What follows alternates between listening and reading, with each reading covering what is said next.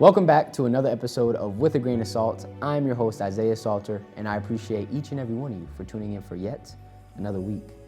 We are blessed with the presence of the one and only Dr. Kaushal. Thank you for coming back onto the show for another episode. My pleasure. You didn't get sick of me the last time. Never. That's right. You guys are going to see him a lot, so just prep yourselves, or hear him a lot if you're listening, but just prep yourself. But I was speaking a little bit off camera about how I kind of had a script and we were going to kind of go formal, but just how I'm feeling today and just, you know, the energy that I feel, I just feel like I just want to have a conversation with you. You're somebody that I come to just for advice, for mentorship, somebody that I hold incredibly dear to my heart, and somebody I know is in my corner. So I kind of want to express that just through today and just have an organic conversation. So how are you doing? I'm well. And actually, you bring up the word mentor, and recently I learned a great distinction between advisor, mentor, and coach. You know, coaching is big now and all that stuff. So it's interesting, the distinction, if you think about it. An advisor is somebody who's giving you advice, right? Specifically targeted, focused. A mentor may show you a menu of options or look at your menu of options and show you where some of the pitfalls may be. And then you decide, right? And then you have a coach who is looking at what you're doing, what your goals are, and then asking questions. And you're coming up with the answers, right? So they're just facilitating you finding the answers. That's exactly they're not trying right. to give you the answers. Strengthening your foundation and resiliency and skill set on how you overcome obstacles and see the problems for yourself ahead of time so that you can build it better, right? So it's interesting because we think about in the world that we live in, I want advisors, right? I want mentors and I want coaches. At the same time, at any given moment, with the people we're dealing with, sometimes you have to be the advisor. Sometimes you have to be the mentor, and sometimes you have to be the coach, right? Different people are seeking different things. And if you only have one skill set, that's what you can offer. So true. Right? Yeah. I was gonna ask, is there one more important than the other? But I guess it's... The answer is it depends, right? Yeah. It depends on the person. It depends on their need and their situation. And so, yeah, I mean, we keep learning, we keep growing, right? And, you know, earlier we were talking about the fact that, yeah, I'm a physician, I'm a doctor, 30 years of doing it. And yet, I continue to learn, right? Facts. And it keeps us young. Yeah, it does. Right? It keeps us young It and does. enthusiastic about the fact that, man, there's so much more out there. And it just gets simpler and simpler the more you learn to shed expectation, right? And so we think about that because, again, what is the expectation if not a limited awareness of potential? Right? A limited awareness of potential. So when I have an expectation of something, right, I'm putting into this thing that I think it should be. Oh. Right? When the potential is limitless. But now I'm keeping it in this box. So you don't allow for the limitless to happen. Because then it's not meeting my expectation. I'm disappointed, I'm disgruntled, versus recognizing, wow, it's even more beautiful than I thought it could be. Wow. Right? What do you think is, for you, like, how do you release expectation or manage that? Over time, what I realize, and I think we grow into this mindset, right, is when you start living in acceptance of rather than expectation of, right, you can see the beauty in versus the flaw in, right? And so over time, what I've learned is to recognize that you are having an expectation, right? And especially when you're in a relationship, it comes back at you so often, right? If you have a good partner who's open and honest and you have a trusting relationship and great communication, what happens is the minute you put your expectation out there, they remind you that that's what it is. Now, sometimes it's a good thing, right? And both of you share it. But sometimes it's us putting that on somebody's shoulder. That's really not their thing, right? Right. It's not their fault if they don't meet it, especially if you hadn't overtly even stated it, right? I have expectations in my mind of things. But if I don't share it with the other person and then it doesn't happen or they don't do it, and now I'm pissed or disappointed. Wow, that's such a good point. That's why communication is so important. 100%. Yeah. Right? And sometimes in work environments, in teams, in hierarchies, Employees do that with bosses. It's not always just the boss with the employee, right? My former chair, I had an expectation of him at work that I hadn't overtly, shared with him. And then one day I went up to him and I said, you taught me a great lesson, right? To have lower expectations of others and to have higher, acceptance of myself. He goes, well, that kind of stinks. I said, no. I said, this is a great lesson that I learned, and I want to thank you for it. And he goes, I kind of feel badly. And then the next day I went back and I actually apologized to him. I said, I set you up. Wow. Because I had an expectation that I didn't overtly share with you, so you couldn't even succeed because I set you up without sharing it. Right? That's not fair, right? And so luckily I had the insight enough to go and apologize. Yeah. Right? Yeah. And so the next time you try to do better, right? Right. In your personal life, you try to do better, right? I had a great conversation with a couple of friends recently where we were talking about couplehood. And, we were talking about the scenario of what if, I feel I'm a better spouse to them than they have been to me. And what if they also feel the same thing, that they've been a better spouse to me than I have to them? How do you navigate that, right? And in the moment, what I shared with them was, how's that feeling? Right? Doesn't feel good. So I said, it's kind of a battle where nobody comes out the victor. Right. Because somebody's going to feel badly no matter what. And then I went home and I thought about it. And then I thought, how about thinking, instead of thinking I'm better than my partner, how about I'm being better? Just get better. Be better. Right? And so if they focus on being better and I focus on being better, it's not about comparing. We're both going to be We're just both giving better each time, yeah, right? Yeah. That should lead to a better relationship over time, right? Because the better can be better listener, better communicator, right? Better at being patient, whatever it is, right? More trusting. And so it's that comparison, right? And the need to be validated that sometimes leads to distress when it doesn't happen, right? And so over time you start thinking, why am I seeking validation out there when all I need to do is accept in here? Right? Perfectly imperfect. I can dig it. I can live with that, right? I'm not going to get it right all the time. That doesn't mean I give myself a pass to be bad or not nice or to hurt somebody on purpose. But if you intentioned well and you put your best effort and then you get feedback and it didn't quite work out, you can grow from that. So true. All perspective. 100%. A big thing that I see, like a common theme that kind of threads through what you're talking about is just like, I think it stems from just a lack of awareness, because a lot of people do expect certain things out of other people without realizing that they have those expectations, and then they don't realize that they're not communicating, or they have trouble communicating, or they're expecting people to do things that they're not doing themselves. You know what I mean? They were expecting something to come into their life or someone to come into their life that looks the exact opposite of what they're containing within themselves. And it's a weird thing that people navigate, and I really think it stems from just a lack of awareness. Well, there's the old saying, right? Do as I say, not as I do. Right? Which is what you just said. Oh, and, that's the old adage, right? And then when you get called out on it, you can either get defensive or you can grow from it, right? I think I was sharing with you earlier a great quote I heard 2 days ago. This one really makes a lot of sense, which is, when you show yourself truly, then the people who are looking for you will be able to find you. Wow, yeah. Because most of us, right, are trying to be somebody, right? That we think people may want us to be.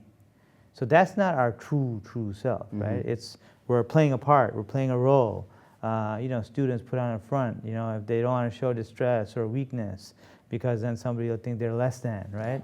And so then the people who are out there looking for you, maybe to help you or whatever it may be, or because they identify they're the same, right? Can't see you. You put the mask on. How can somebody see you if you're not willing to show your true self? And so how can they help you, right? There are people out there for all of us who are actually out there looking for us. Our tribe, if you want to call it that. It's out there. And yet, when we're not showing ourselves, they can't find us.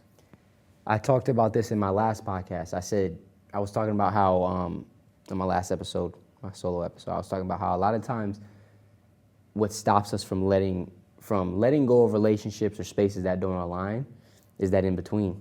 Is knowing that when I step away from this, I'm going to be in this unknown area, this unfamiliar area where I may be alone for a little bit or I may be isolated. And I think the fear of that outweighs the misalignment a lot of times. Transition. And it's right? hard, yeah. And so it is hard for people to really navigate that. Until we have this one flip, Right. Which is to say, I'm never by myself. I'm Yeah. always with myself. Mm. And I like myself. Mm. So liking yourself is important, right? It is. How do you like yourself if you look in the mirror and you don't really know the person you're seeing, right? Self-awareness, which you Deep. brought up, taking the time to be patient with yourself and to recognize that I'm a work in progress, right? And in that process, I'm going to create joy, right? That's going to be the fuel that helps me progress versus fear, anxiety, Yeah, it's the wrong trauma, fuel. stress, right? It's the wrong fuel because what does that fill, right? That's the flavor of your soup, right? What you put in is what you're going to feel, right? Suddenly that transition becomes opportunity again. Rest, recover, rejuvenate, refill, recharge, Come on. right? And when that happens, you're actually looking for those moments, Yes, right? absolutely Right? you are. Oh, that's such good. That's so good. Right? Yes. Now there's enthusiasm for even the part that we just said is that void that scares it out of people, Man, you're hitting. right? Yeah, you're hitting. When you start getting enthusiastic about certain things you used to run away from, yeah, you're moving in the right direction. Yeah, because again, life is to be lived. It is. Everything. Everything, all of it, all the flavors, right, have value. Our tongue has a spot for bitter. Mm. Nature gave it to us for a reason, to experience it, Right. right? It's a spot, it ain't the whole tongue, Yeah. right? So there's a part of life that's going to be that way. And there's a value in that because that helps to balance the whole palate, Wow. right? Wow. Why Wow. not? Why not? Right? And that doesn't mean you proactively, put yourself in situations that are going to be uncomfortable or dangerous, etc. At the same time, when circumstances change, pause, right? Let the mud settle, right? Recently I was telling somebody, when you're in muddied waters splashing around because you feel like you're sinking, the problem is that you're just making it more muddy. Mm. You have no clarity. Mm. And yet if you just float, the mud will settle and you got clarity and now you find direction much easier. Right? That is incredibly powerful because it's the thing that people struggle with, the idea of if I'm not doing anything, then I'm not growing, I'm not progressing, right? I'm not striving. But what you're saying is the ability to pause and sit in that stillness sometimes can bring the clarity that you're actually doing a lot for, right? Right. If the universe is constantly dynamic, right? Life is dynamic. When we're still, we're actually in sync with the movement of the universe versus going against the current. Can you elaborate more on that? Like, So what's if you that think mean? about this, right? If a train is moving and I'm sitting still on the train, I'm still moving, but I'm not actively doing, Right. right? So I have the potential to have motion and at the same time stillness. And that's very hard for people to understand, right? Life is constantly a dynamically flowing process. The minute I remain still, it's like a surfer on a wave. He's not moving, he's adjusting, adapting, but he's not like fighting against the wave. He's flowing with it. That's a great analogy. That is a great analogy. What do you think? How can you tie that into the train analogy? So is that like trying to run with the train inside the train, or like trying to? So if you're running inside the train, right, now you're actually not moving at the pace of the train, you're moving faster, right? And if you're going in the direction, you may get further, although there is a limit to the train, right? Versus a person who's sitting in the last car, Right. right? You run all the way, you're in the front car, right? So you had some motion. Okay, you were active, you were tired. That person, a second later, is getting to the same spot. Right. What are you doing? Chill, man. They got there a lot more graciously, a lot more peacefully, That's right. a lot more like just tranquil, recharged, recharged. right? They Versus can get empty. off the train and go. You're getting out. Done. That's right. Wow. What a beautiful analogy. Oh, that's so good. Right? I needed that. Yeah, that's really, really good. Learning how to ride with the movement, of life, of the universe.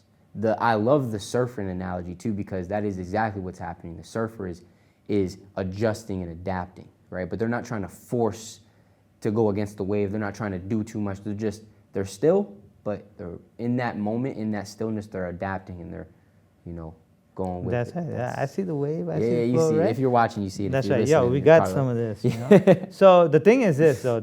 So I always use that analogy of the surfer I for love it. life, right? Because life is like a surfer on a wave, and I've never surfed, Yeah, we gotta go. but we got to do that at let's some do it. point, right?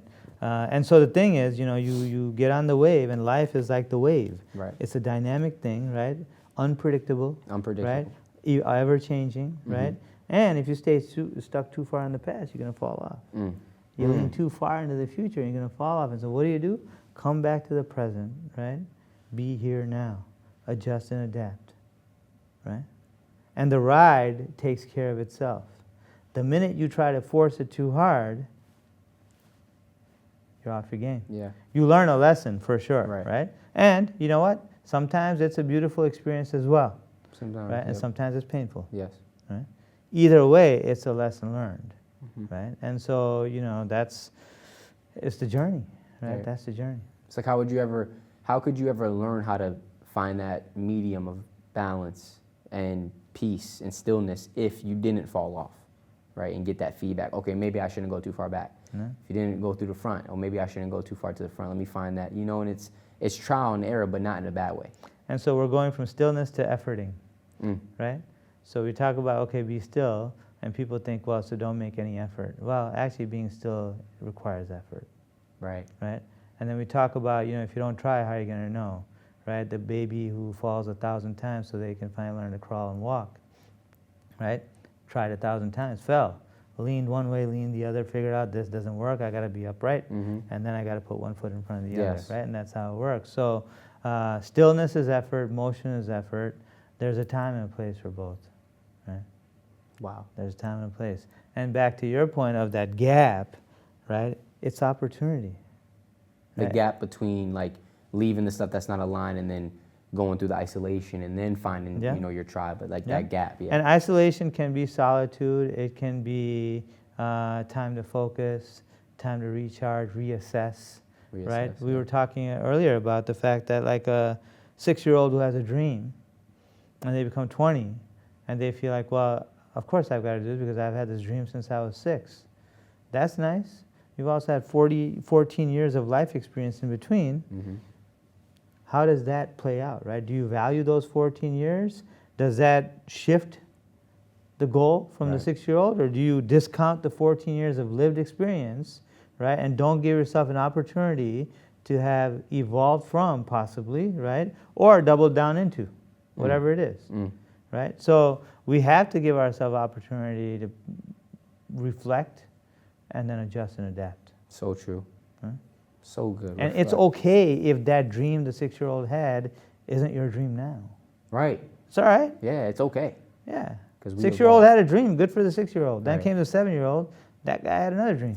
Yeah, because funny enough, I remember being a little kid talking about I want to be an astronaut. I would never in a million years want to be an astronaut now. And when you think about the way you think, Yeah, nah. you're Yeah, in true. the stratosphere Yeah, true, sometimes, right? true. Some of your thoughts are much deeper than stated age. So true. Yeah, that's really deep. It brings up the idea of your inner child, because we were all once children, and that child still lives within us. It's just, we're programmed in conditioning due to societal expectations, family, relationships, school, all these different indoctrinations that go on, and we kind of lose that childlike spirit that we have within us. How important it is. Think it about to the tap word back into- behave, right? We Yeah. say behavior, behave. If you break that down, it's be and it's have. Very interesting, right? So if you think about the idea of being, right, and then having, right? So if you behave, As a kid, we want kids to behave, right? And which actually means don't be yourself, natural instinct right now. Be a certain way, right? And then we get older, and then we behave a certain way. Nobody's telling us. Now we're telling ourselves, this is my identity, this is how I'm going to be. Right? And I still think the inner child, that thread is there for identity because we keep connecting to it. A beautiful scientific fact, at 90 seconds, right? This was a study that was recently published. At 90 seconds, the intensity of emotion, the brain is diminishing naturally, okay? Anger, fear, whatever it is, right? Identity, all those memory, whatever we're thinking about, at 90 seconds, it's kind of just diminishing a little bit. The only reason we stay with it is because we keep reigniting that fire. Really? Yeah. So I've historically told patients, 30 seconds and bring your mind back because what you're thinking about was that, not this, right? So be here now, right? The study actually proved that at 90 seconds, it's actually happening. Right? It's just happening on its own. It's naturally, So intensity of emotion naturally gets kind of just, So I'm feeling anxious, I'm feeling angry, right? From that point, 90 seconds later, it's already going the down. brain is already trying to bring it down. The only reason you still have the intensity is because you keep relighting the fire. Man. We keep Why? revisiting the thing. Why? How? Well, because of, again, the attachment to an yeah. expectation that wasn't met, and we keep ruminating. Yo, that is so profound, and that makes so much sense. Why, in a lot of Eastern traditions, they preach you are not your thoughts and emotions, because when you do identify with them and you're so attached to them, now you can't. When that 90 seconds hits, you're not allowed to let it. You don't allow it to just go out. No, you're attached to it. So it's like, ah. And the longer you stay there, the more the neural networks, right, get stronger, right? That's And the real biochemistry, that's legitimate cellular biochemistry happening just with the power of a thought. Wow. When your brain is designed to help you and we don't take the help. So now what I'm telling people is feel it, acknowledge it, and then recognize that in 90 seconds this is going to actually fade. So let me just ride this wave. What does that look like? Right. Like, is that a practice? Is it something that's different it could be different for everybody?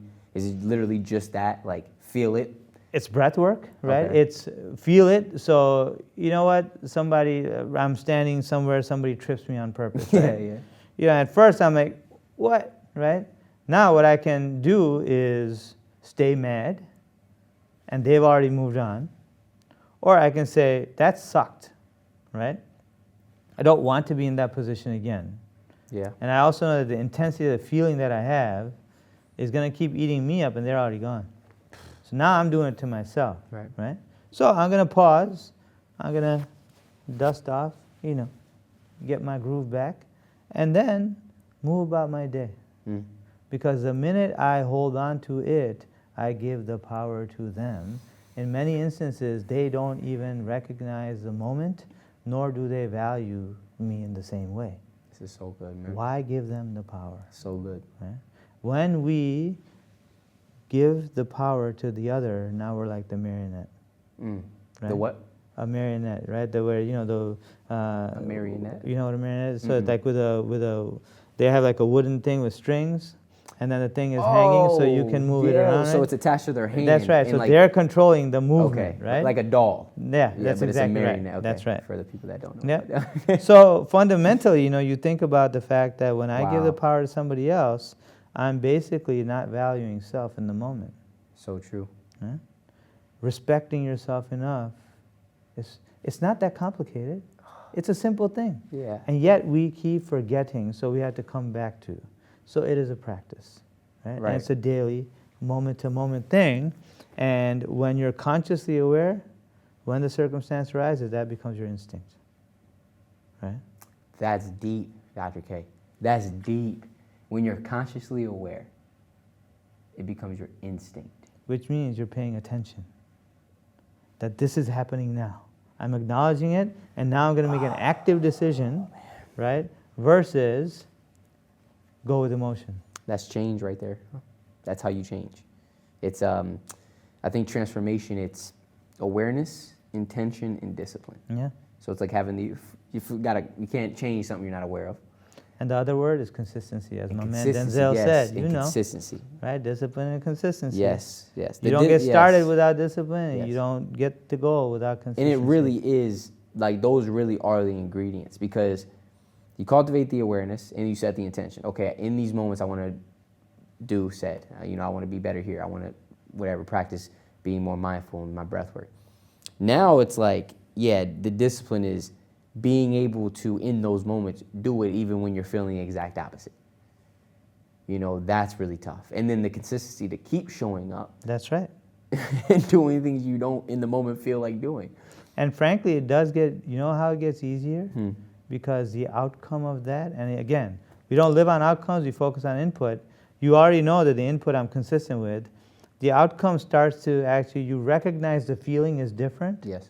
than the other. Yes. And you appreciate that more, Yes. right? So then it becomes much easier because you've already seen the end result. 1,000%. You know. Yeah.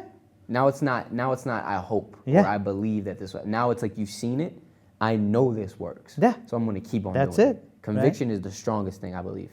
And experience is a great guide for that. Yes. Wisdom is learning from other people's experience as well. Is it? Absolutely. Really? Because over time, what you realize is I don't have to experience all of it to accept the results if I've seen them again and again. So if you think about it, every civilization has come to the same conclusion: love. Right. And yet every next civilization, like a teenager, is not a believer, wants to prove for themselves until they come to the same conclusion. Let me stop, yeah. Yeah. Like, we ain't there yet. America ain't there yet, but we getting there. The world, right? Right, yep. So you think Human about civilization. Absolutely. Yes. This civilization. Yes, right? yes, I got you. So, and then there are pockets, right? And there are people who are, but as a whole, we're like the teenager, right? Who's still, struggling with identity, right? Struggling with ego and bravado and machismo and wanting to be seen. Yeah. Right? At all levels of society, right? So, but what did the ancient civilizations learn? Of every great text you'll ever read, came back to the same thing. So wisdom is looking at the thread, right, that binds them all. And if you can then launch yourself from that as your starting point, you can actually then get to even a higher plane or a different plane. That's so interesting. I've never, so it's now you're challenging my thought process, because I'll do lives or stuff and people ask me, how have you become so, like, where did you gain all your wisdom, right? And what I say is, how I interpret it is, wisdom is gained through experience and knowledge is gained through reading, research, listening to other people, learning from other people's mistakes. And that's how I've always viewed wisdom and knowledge. So I'm like, wisdom is very personal. It's something you learn from living. And then knowledge is something that you can really go out, search for, get from other people, read, watch a podcast and learn something. So that's how but you've opened me up a little bit. I have to sit with that. Because wisdom, there's a famous saying, it's not mine. Wisdom is knowing when to use the knowledge, right? Wow. So how to apply that's the knowledge, good. right? They're intertwined. Yeah. And so in that sense, really good. Wow. others' experience is knowledge. If you can learn from that without having to go through the experience yourself, You're wise. That's wisdom. Yeah, because people are constantly learning every day. Yeah. Now, applying it, that's where it's like, are you wise or not? Because you can learn that, hey, if you take that cup off of that counter, you're going to jail. You can learn that. The wise person knows not to do it, right? But I know people, they'll learn and be like, yeah, I'm going to still go grab it. That's exactly right. So you're right. That makes so much sense. That makes so much sense. You said something earlier I wanted to go back to. It's definitely losing me. But yeah, I think what you were saying, the relationships, all that stuff, that really hit it now, because that's something that, so there's a very common theme that I see in the community that we have is the idea of letting go and how tough it is to let go of people, things, old identities, places, whatever it is, habits, So from your experience, you've lived so much life and you've had so many different, avenues that you've cultivated, how have you navigated letting go? You know, when you're done with a certain, stage in your life, how are you able to let go of not only the stage, but the people involved with it, the relationships, maybe the mindsets, maybe your identity? So I might have lived. I'm not that old, okay? No, I'm just kidding. Totally kidding. No, I think we're like, what, 4 years apart now? Probably, yeah. I'm de-aging, that's what it is, right? Facts. The thing about the letting go is you need to let go if you were attached to. Oh. If you weren't attached to, you don't need to let go. You can let be, right? So, yeah, it's very... Right, very I mean, true. you're holding on. You let go of something you're holding on to. But so you're like this, like It's flowing, flowing, right? And you're flowing along as well, right? So this idea of identity, and we talked about this, I think, last time a little bit also. I've been 1,000 people, right? My son is the example I always use. I've raised 1,000 sons, right? The 3-month-old left me, the newborn left me for the 3-month-old, 3-month-old left me for the 10-year-old. Now he's 23, right? And the point is, I couldn't hold on. right? I couldn't even let go. He went, right? And if I tried to hold on, one, it wasn't going to happen, and two, I would have been distressed as heck, right? You're hidden. Where's my newborn? Where'd my 3-month-old go? Oh my God, I've lost him. Versus I had him. That was great, right? So in situations and circumstances in life as we evolve, right, rather than trying to hold on to, why not appreciate having had, and then come back to here and appreciate this? Because what happens is we're trying to hold on to, we're not here, which means we're missing on this moment. Yes. Which means this guy isn't getting the attention that he is worth, Yes. right? Wow. So if I stay stuck in a relationship, even with myself, my past self, the point is that guy's gone and this guy's not getting the attention. It's literally self-neglect Yeah. in Right? a sense. And so then when you think about relationship with another, right, to try to hold on to an identity of them that was, and not be open to looking at the fruition of who they're becoming and then connecting with that present, right? That's where what happens is missed expectation. Yeah, but I married you. I didn't marry this person that's here today. Well, in that time frame, were we able to reconnect, right? Are you open to my blossoming in my own light? And can we both blossom in our own light and still maintain a connection? And in fact, nurture each other to blossom even more fully or beautifully, however we do, right? Or to transition. It's a transition. Right? Because transition can go beyond the physical body, right? So yes. that, and again, this is what all the good books teach in different ways, right? But what it does do for us is then we can truly live in appreciation of, right? There's no deficit. No deficit. I was listening to, or not listening, I saw Jay Shetty's newsletter that came out, and he talked about something that really enticed me, and it's the idea that really makes me excited for finding a partner, for finding somebody to build life with and grow with. Because he says, basically what you said, is like the person you end up with, whoever it may be, they're constantly evolving and becoming, newer and more aligned, shedding old things, whatever it is, and you're doing the same. And so it's just this constant journey of re-falling in love with that person at the new stage you're at. That to me is so, And even take that a step further. Instead of re-falling in love, it's falling in love anew. Anew, yes. It's just Right? falling in love a new way. Anew. Anew. Right? Because they're a new person, you're a new person. So Yes. you two are now discovering these new people that are connected to an evolving body that's not even the same. But you still have all of the past experiences. You have the memories that connect Memories, you, yeah. right? And so that's what we connect with.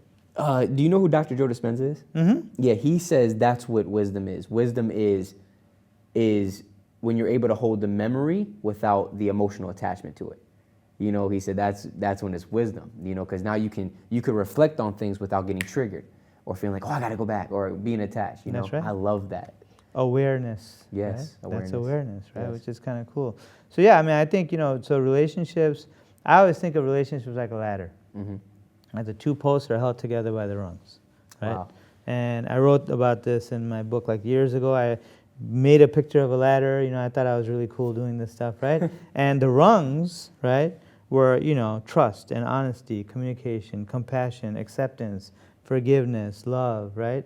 Not compromise, but yeah, compromise, right? So that you're giving a little, getting a little kind of a thing, right? Wow.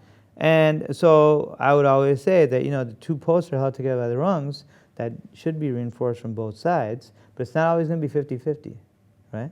Some rungs might be one way more than the other. The point is they're strengthened that union, and over time, if we don't continue to reinforce, the two posts drift apart. Wow. Right?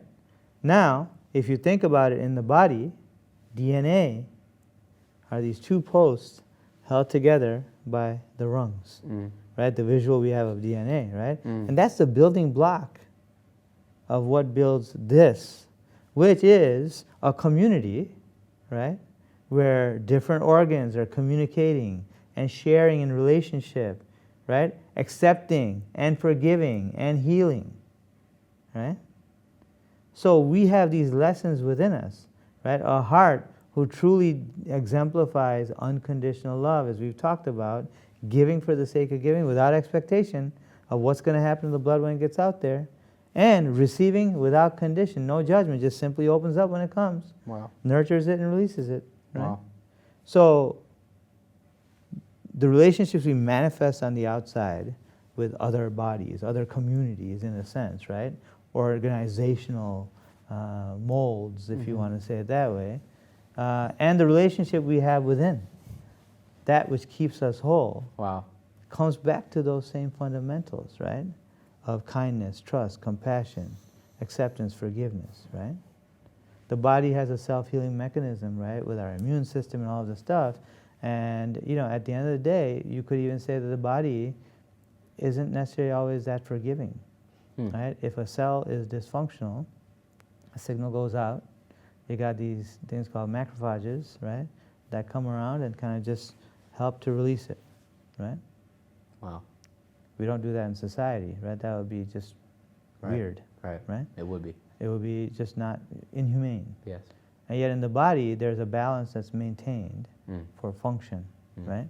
And the initial intention is to try to help that cell heal, right? Man, this is deep. Yeah, I love how you tie in science to life too. It's beautiful, and research. What about the balance of...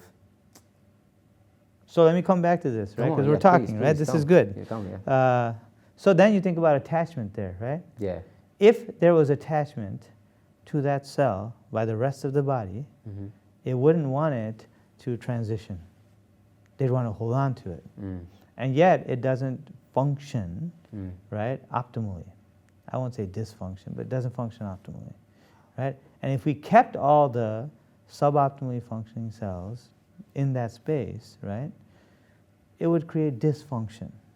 In the body. And we couldn't sustain. Wow. Right?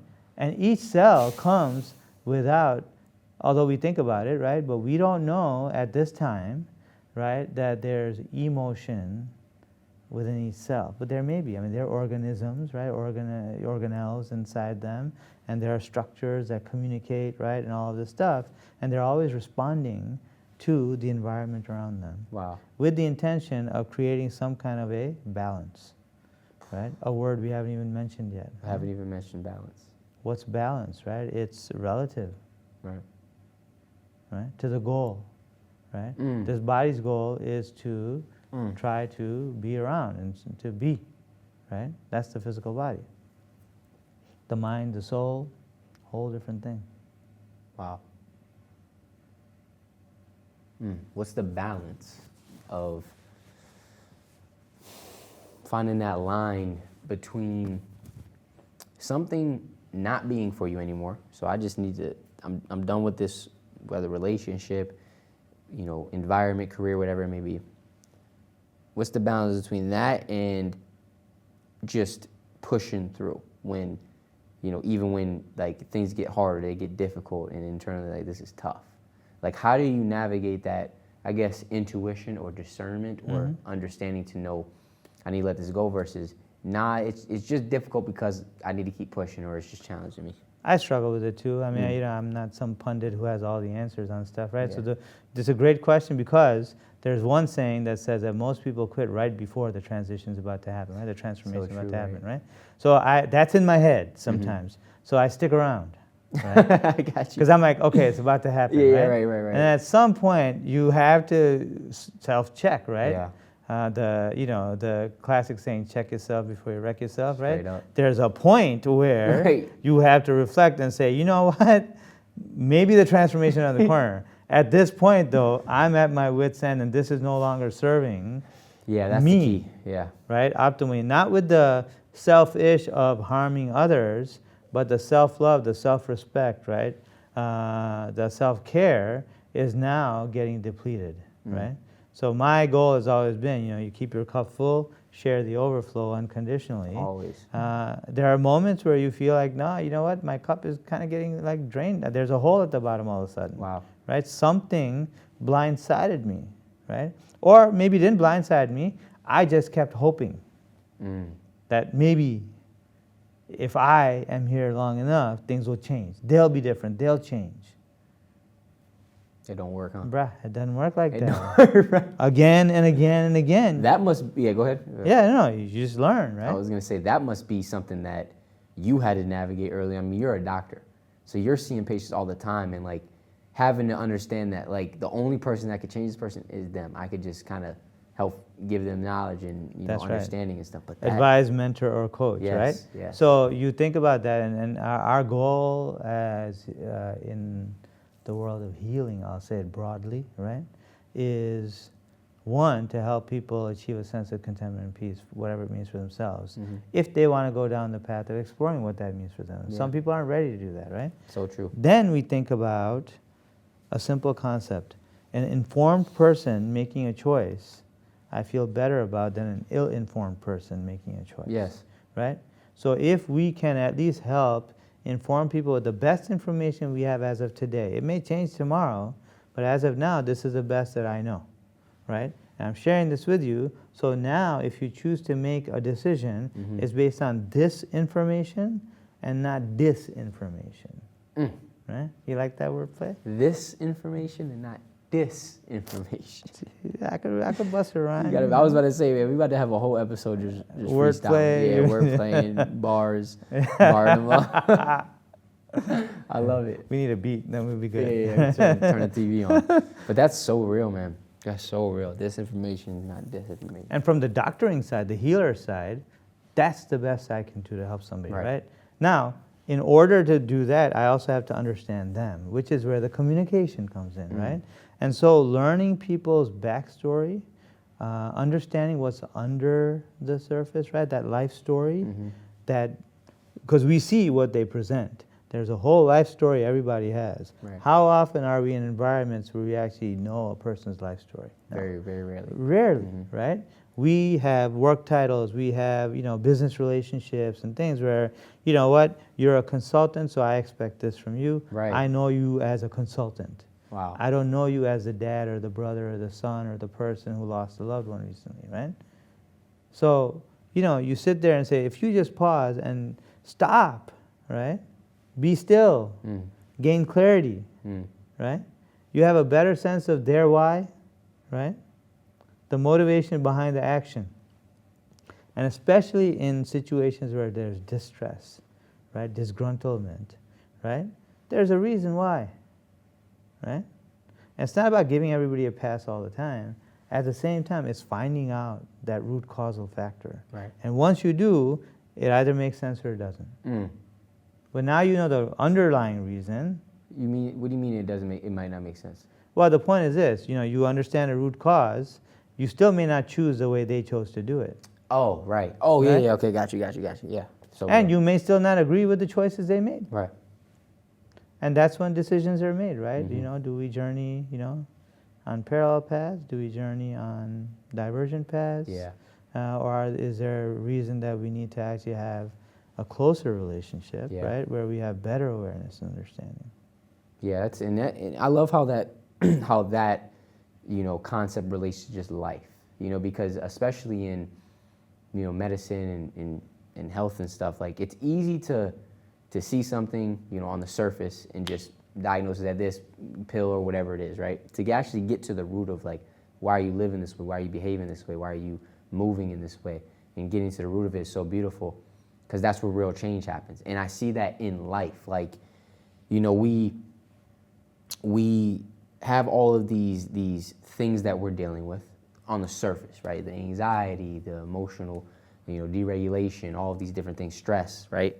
And we see these things on the surface level, and we're just constantly searching out for solutions for the surface, right? And so it creates like this dependency on the external world, and we're never willing to go underneath the surface. It's and harder work. It is, and I think that's the work that really will create change. But it's just trying to help people navigate it in a healthier way, you know, because it is very hard. I agree, and I mean, you know, I think your point is very valid, because while it's harder work, it leads to deeper rooting in a space that's healthier, which means what blossoms from that is going to be healthier. Right. And is it harder in the long term if you think about it? No, right? So that's the thing, right? So, you know, again, people who are, it's like day investing versus long-term investing. Right. It's what it is, right? So good, man. So, Yeah, you know, you think about the long-term value of something, and you put in the effort now, and the long-term. Simple example, you know, I started working, you know, I went to med school at 20, I started working at 24. Wow. Right? And the thing I thought about, and I was 27, you know, when my wife and I, you know, met, and I talked about retirement.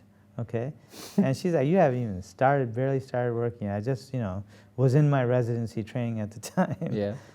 And my thought about retirement was financial independence, so that you're doing it because you want to, not because you have to. I had debt, I had to, you know, medical school debt, all that stuff. So I knew I had to work enough to pay that off. And at some point, if we had a house and a kid, and the kid was going to go on to do some things in life that we wanted to support, whether college or work or whatever, then you knew you had this load that you wanted to kind of build, right?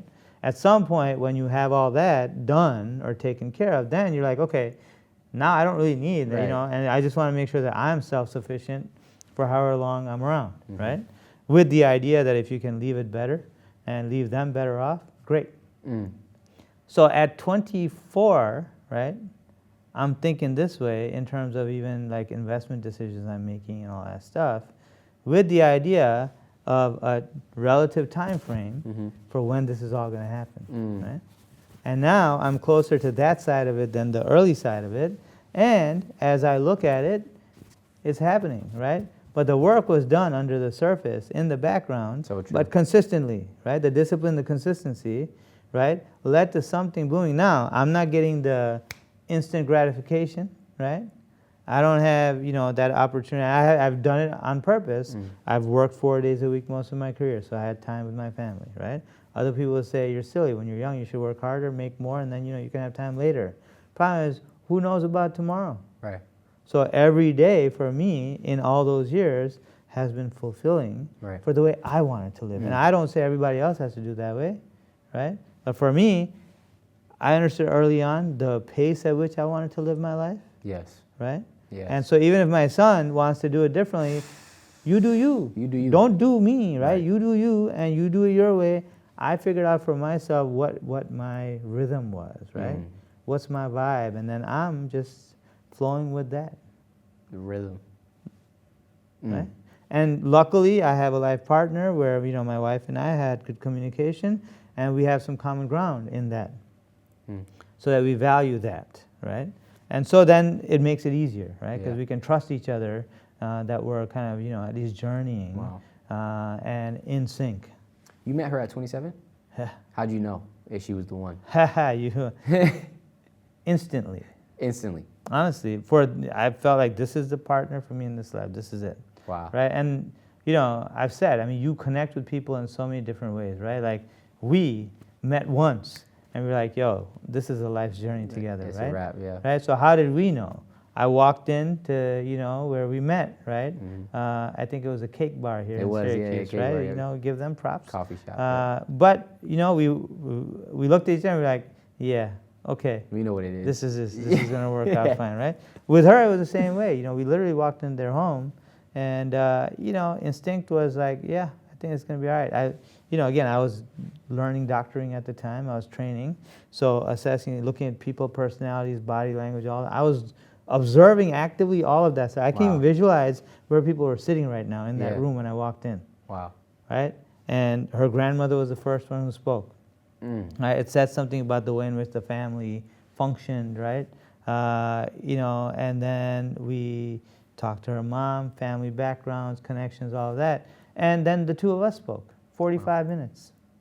And here we are now, literally 27 years later. Which is wild. Right? It's a long time. Perfection is a relative thing, right? Perfection, I think, is a well-balanced state. Have we been all smiles and giggles all the time? Absolutely not, right? At the same time, have we both grown? And are we still committed to, the fact that at the end of the day, regardless of how the day goes, our goal is to create joy together. And then you get through the rough patches, because what you do is continue to communicate, right? It's like practicing until you get it right, or practicing until you can't get it wrong, right? Not just until you get it right one time. And so, you learn as you're evolving. Suddenly, you feel like, oh, you know what, we need to strengthen those rungs again, because the posts seem like they're drifting, right? Or am I recognizing this person because they're a little different than who was here yesterday? Well, let's talk about that, right? And if you're open to it, then it's humbling, because people call you out, right? It's humbling. At the same time, that's how we grow. So real. What do you, how do you view like manhood or masculinity? That's a great question. It's very interesting because instinctively I think about the social norms of what that is, right? Right. I think it's about trusting enough and being open enough and communicating openly enough and being willing to receive feedback that can be humbling and that's real, that you may not like, and yet you're willing to grow from it. And I think if you're willing to, the quote manlyhood side of it or manhood side of it, and I think even in terms of true femininity, right? It's that ability to receive feedback and to be appreciative. Because if somebody didn't care, they wouldn't take the time to even pay attention and then to offer the feedback. So if somebody's giving you feedback, you may not like it, but that requires some kind of dedication to you on their part to actually have paid attention, right? To actually have processed, right? So that they can actually communicate something. Man, thank you very much, right? And I think that's what, if you ask me, that I think is more so that idea of maturation, which would be masculine and feminine, right? Beautiful. And I think that's the real, if you want to say what's manhood, what is, strong femininity, right? Or pure femininity. It's really the maturation. I think that would encompass the whole thing. Yin and yang. That's beautiful. It's very good. Yeah. It's what it is. It's what it is. That's so true. Anything, has there been any like research or, concepts or themes you've come across lately that have like really excited you or like challenged you at all? I think this concept, right, of, and this is a good point to kind of, go into whatever direction you want to go in, but that concept of knowing that there are people out there who are actually looking for you. That is deep. I don't think I've really heard it or reflected on it that way, right? I know I look for people, right, to connect and all of that. And I know that there are people who, when I meet, we feel like, oh, we've got a great connection, right? So at the same time, the fact that there's actually people out there who are actively looking but can't find, because I'm not showing my true colors, right? Just the potential of that, man. It causes you to pause, right? To one, think, who am I? Right? Not who do I want to show, who am I? Listen, I'm going to use your line. Yo, that's deep. It's deep. It is, because none of us truly fully know, right? Right. And none of us truly fully, I won't say none, most of us may struggle with full awareness of who we truly are and showing fully who we are. I'm still navigating that daily. Yeah, see, Daily. when I heard that quote, I was like, I don't think I'm there. It's real talk, though. Right? And man, and that, to me, that takes me even to another level in terms of the idea of enlightened awareness, or whatever you want to call it, because now every time I meet people, I look at it differently. Mm-hmm. And so my presence changes in a way that, and I like to say that, I'm K-Daddy here, I'm K-Daddy there at home, etc. I am who I am, and at the same time, am I really fully who I am all the time, right? Mm-hmm. Man, that makes me reflect. Because it's natural. Yes. I mean, you operate in new spaces depending on who's in the room, what you're doing. Like, it's very natural to kind of just, let me just tweak that part of me real quick. Oh, let me just, you know what I mean? I do it all the time, and I'm aware of it. I'm like, damn. And we're doing it based on our assumption Yes. of the environment, So true. based on what we see, what we perceive, and then the assumptions we make about that, based on our experience. Yeah. Right? So that's not necessarily exactly what it is, Mm-hmm. which means I'm putting a mask on. Right. It's almost like it's like asking the question, how can I show up in this environment authentically?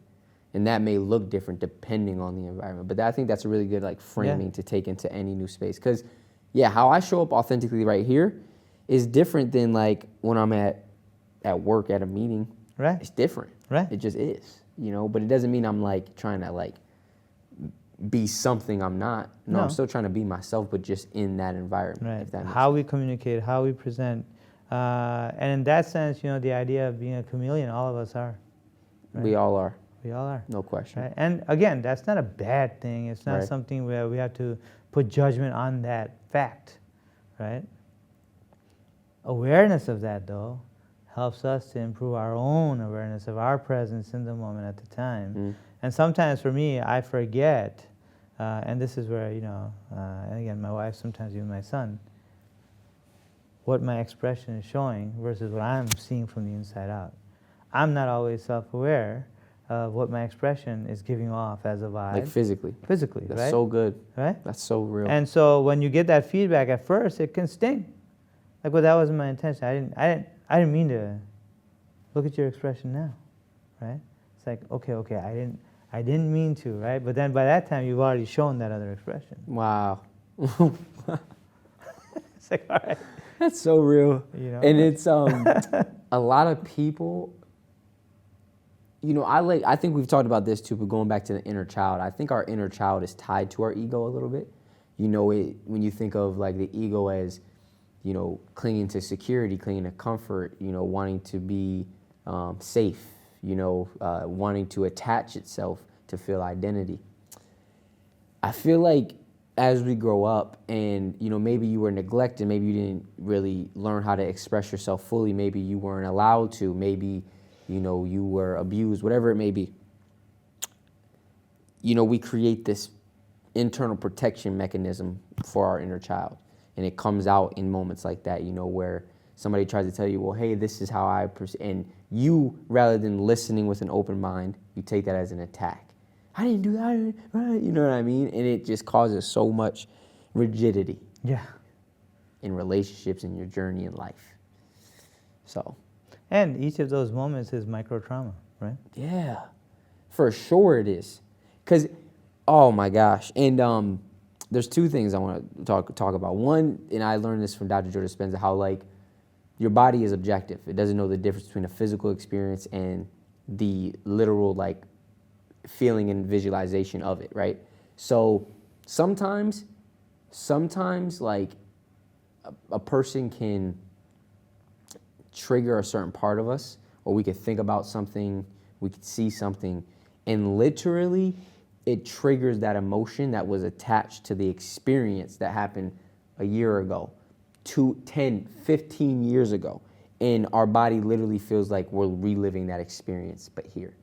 And we think about the fact that we are reliving. It's crazy. When in fact, not one cell in your body at that point is the same. Nope. If you go back 7+ years, right? It's so wild to me. So the only connection is through the ego, right? Mm. So as you're saying that, it's very interesting because you think about, id, ego, superego, that kind of stuff, right? So one is your conscience, one is like raw, emotional, and then the ego is the thing that Really? binds, right? It's an Wow. interesting way to think It about is. it, right? Who is that? That was identity, Yes, right? yes, Identity in a yes. sense, right? So, this is a bunch of, some of the great philosophers of, the past. But when you think about it in that context, right, it brings it together, right? Yeah, yep. And we can go one way or the other, Yes. depending on the circumstance and depending on our own ability to focus, Mm-hmm. right, and to be present. Yeah, I've learned, especially like the past, I'd say like year and a half, 2 years, my perspective on my ego has changed. I've learned to stop fighting it, start trying to work with it. But it's a balance. It's a very fine balance because I've mentioned this in podcasts before. Like it's a balance between holding yourself accountable but still giving yourself grace. Because sometimes I've seen in my journey where I'm a little too lenient with the grace and the accountability. Yeah. Kind of go, it's just because I don't want to, Yeah. I don't want to fight my ego, or I made a mistake. It's part of the journey, and then finding that balance. So it's interesting. But I have really learned or tried to learn, and I'm still learning, not to fight any part of myself. I don't want it to be a fight. Yeah, I want it to be a conversation. I want it to be healthy communication. Yeah. Just like a relationship. And conflict and discord and what we call stress, right? It's inherent in the universe. So right? true. It's transformative. Mm. And I think we all have it. Like even when you say, I don't want to, that comes from having it, right? So real. So, versus I don't ever have, right? So, and then I want comes from not having. That's exactly right. Yeah. So the key is how long we stay there. Yeah. This is where that 90-second rule comes back, right? Right. So when you feel conflicted, when you feel, distraught, I can't be 100% happy all the time. I can't be 100%, smiles all the time. At the same time, what I can do is learn how to bring myself back better the next time, That's beautiful. right? And that comes from practice, Mhm. right? And so then we become more efficient, right, at self-awareness, and the process becomes more natural. Mm. So now there's not as much active effort as just a natural process that flows. Yeah. Right? Wow. All right, last two segments. Yeah. The second to last one is going to be some quotes that I just want you Oh to. yeah, I like this. Yeah. But it's going to be funny how this is. All right, let me see. Here we go. Okay. Ba-da-ba-ba-ba. Man, I appreciate you. Let me see.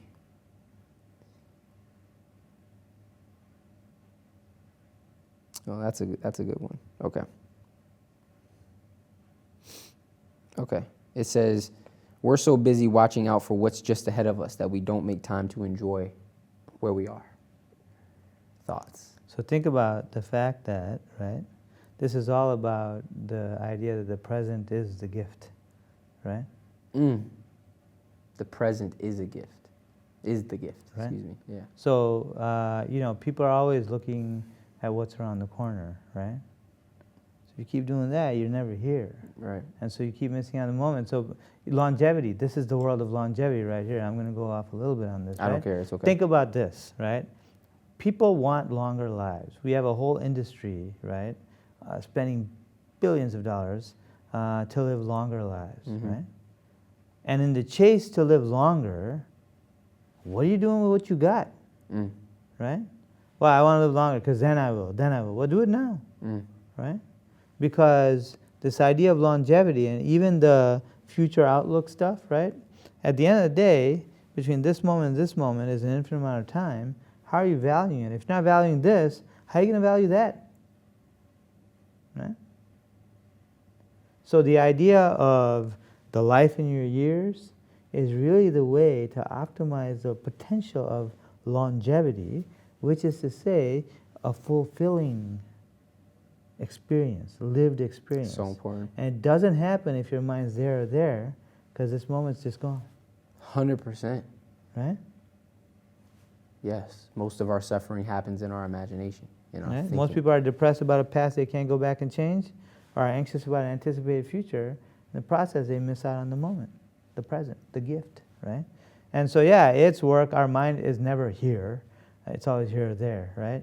And so the idea of being mindful is proactively bringing your mind back to the present. So good. Oh, man. Hold on. We about to... That's the idea of moving from your logical thinking mind to your heart. Letting your heart lead. But keeping you need your mind. You know what I mean? You need your thoughts and stuff. But how do we allow that heart center part of us to lead us? Because that, when you lead from your heart, and I definitely want to dive into this topic more, like just in my own thought process and like research and stuff to understand it better. But how I conceptualize that is when you lead with your heart, it's not searching out for clarity or certainty. It's not searching out for, I need to see something first. It's just going with the intuition, the pull from something greater than you that's saying go this way. And the thing about heart-centered, this is where the word compassion comes in. Yeah. It's not So empathy. good. Yeah. It's compassion. Mm. Empathy is feeling and owning the depth of the feeling of another. Right? Compassion, to me, is walking alongside, allowing them to lean on you as they need to, as they resolve the depth of that experience. Right? If we own everybody's depth, that's very heavy. Right? And then a friend of mine said that, yeah, at the same time, initially, to have some empathy helps us to understand the depth of their feeling, right? Again, root causal factors, etc., right? So empathy can lead to, creating an environment that makes it comfortable for them to share. And then compassion is moving from there to a place where they gain contentment and peace again as they work through it, but you don't have to own it, right? And that, when it comes to our most intimate ones, isn't always easy, a parent for a child, right? It's hard not to have empathy when they're suffering, or they fall and they get hurt, right?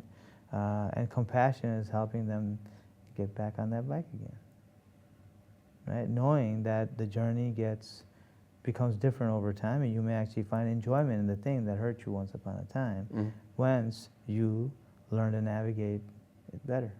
Wow. Right? It's real. That's so good. Let's do one more quote, and then we'll move to the final green section.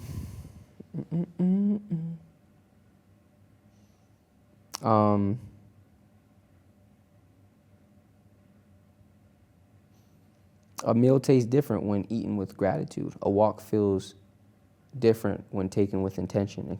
And conversation deepens when truly heard. The magic isn't in what you do, it's in how you do it. I would say true. Simple. Well, yeah. I mean, if you It's- think about it, right? So let's break each one of those, right? So repeat the first part. Oh, hold on, I just closed it out. A meal tastes different when eaten with gratitude. That's right? the first part. So when you think about that, right? First of all, what does that do? Biochemically, right? Gratitude invites a sense of joy, right? Biochemically. Biochemically. And what does that do?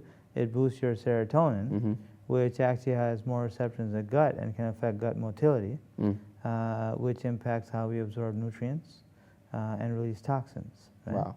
Also, Literally makes us healthier. right. Yeah. Gratitude literally makes us healthier, right? Wow.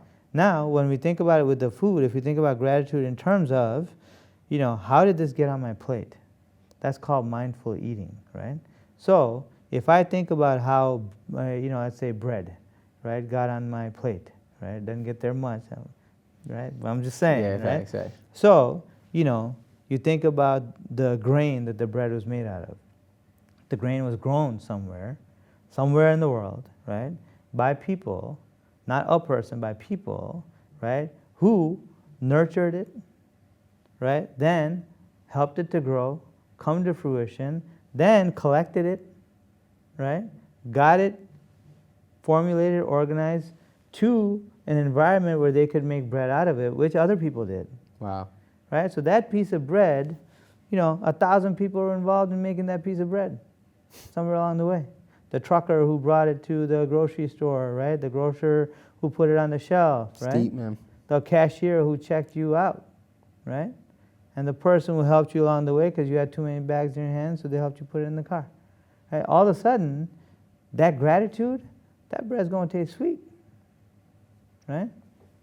So that's the way we think about it. And when we talk about walking with intention and purpose, right, what happens is we actually appreciate each step, right? And we are aware of it, and we get the embrace, right, of that step back, right? And so now the journey becomes that much more joyful, right? And I've quoted this before, and I'll quote it again, right? The Buddha is quoted as saying that life is suffering, right? And that once you accept or embrace it, you can evolve to a higher level. So good. Right? Well, the thing is, the word suffer in Western parlance is spelled S-U-F-F-E-R. Life is pain once you accept it. Right? S-A-F-A-R, suffer, in Arabic is journey. So I always feel that the Buddha was actually saying life is a journey. Once you embrace that, you've moved on to a higher level. I didn't even know that. Right? This is why. It shifts the whole perspective. It shifts everything. Yeah. It shifts everything about that saying. This is why, ladies and gentlemen, he will be on a multitude of different times. I'm not playing. So when you see this man's face everywhere, just know we cultivate. Okay. I usually do, for the last segment, I usually do 5 final grains. I'm only going to do 2 today. Your final grains are your final rapid fire questions. So quick answers, quick questions. The first grain is, if you could immediately have one skill right now, what would it be? Greater compassion. Really? Is that a skill? I think how you experience it and relate and share it, I think the sharing is a skill. And so maybe you say the ability to share compassion more consistently. That's deep. skill. I was thinking you was going to hit me with the piano. And my head said greater compassion. That's Dr. K. And the second grain, the last and final grain, is, if the whole world was listening right now, what would be one message you give to everybody? Understand unconditional love as being the master key to the whole thing. Learning to give without expectation, receiving as is, but not your cup, the overflow. And once we master that, you're on the other side. Dr. Kaushal, thank you. My pleasure. My man. Absolutely. We here. Good. We good.